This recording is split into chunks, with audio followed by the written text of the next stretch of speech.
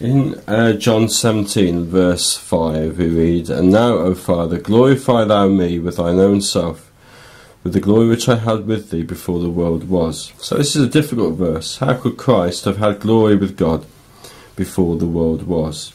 Now, some Old Testament background which helps to explain this verse and other parts of the prayer in John 17 is that part of the Old Testament which concerns Joseph. So in this video we'll consider the links between Joseph and the prayer of Christ in John 17. As we will see, there are over a dozen such connections. So let's have a look at the first set of links.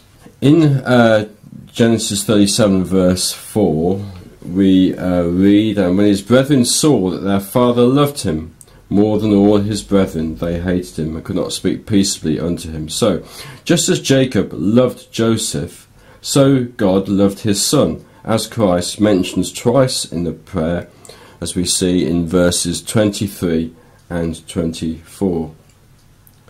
In Genesis 44 and verses 33 and 34 we read that Judah said to Joseph, "Now therefore I pray thee, let thy servant abide instead of the lad, a bondman to my lord, and let the lad go up with his brethren. For how shall I go up to my father, and the lad be not with me, lest peradventure I see the evil that shall come on my father?"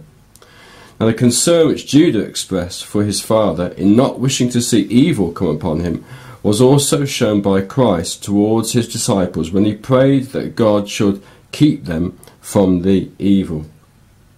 In verse 3 of John 17, Christ prayed, "And this is life eternal, that they might know thee, the only true God, and Jesus Christ whom thou hast sent." So likewise, Joseph desired to be made known to his brethren, and he too was sent by God. The power which Joseph had over all Egypt is shown in Genesis 45 and verse 9. "God hath made me Lord of all Egypt," he said. And this pointed forward to the power which Christ would have as the one who would be given the name above every name, and who now sits at the right hand of God, exalted above the angels, and will be king when he returns. The desire which Joseph had to be near his brethren reflects the desire of Christ, that his disciples might, as he said, be with me where I am, as we see in the second link there. We then come to a key link which helps to explain that difficult verse which we looked at to begin with, how Christ had glory with God before the world was.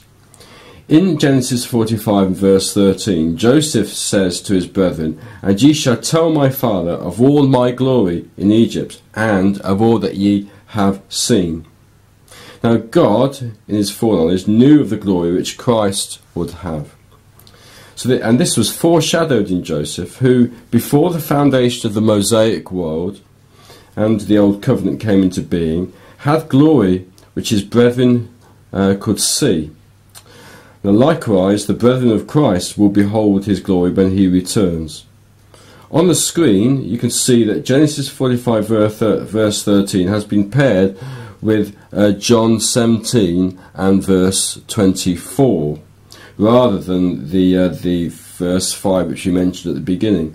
This is because of the matching phrase, "my glory." However, obviously the exposition which arises out of this quotation from Genesis helps to explain the earlier verse in John, as we have seen. In Genesis 45 verse 26 we see Jacob's refusal to believe that Joseph was alive, although of course he soon would believe. In his prayer, Christ spoke of those who would believe on him. And finally, on the screen, the last link shows that the occasion when Jacob said of Joseph's two sons that they were in a sense his, and Christ also said of his disciple, "All mine are thine." So here's the final set of connections that we see between Joseph and John 17. In the first link on the screen, we see that Joseph acknowledged that his sons had been given to him by God, and likewise disciples of Christ had been given to him by God. The next connection shows the parallel between the brethren hating Joseph and the world hating the disciples of Christ. In Genesis 50 verse 20 we see that Joseph saved many people, and likewise Christ will give eternal life to as many as God gives him. Finally, in Psalm 105 verse 19, this shows that Joseph had to wait for the time when he would be released, and Christ also had to wait for a particular hour, but in this case, in John 17, the hour refers to the time when he would be delivered to be crucified. So we see that Joseph provides an important, although of course not the only, background to the prayer of Christ in John 17. The glory that Joseph had in Egypt foreshadowed the glory that Christ will have when he returns to the earth.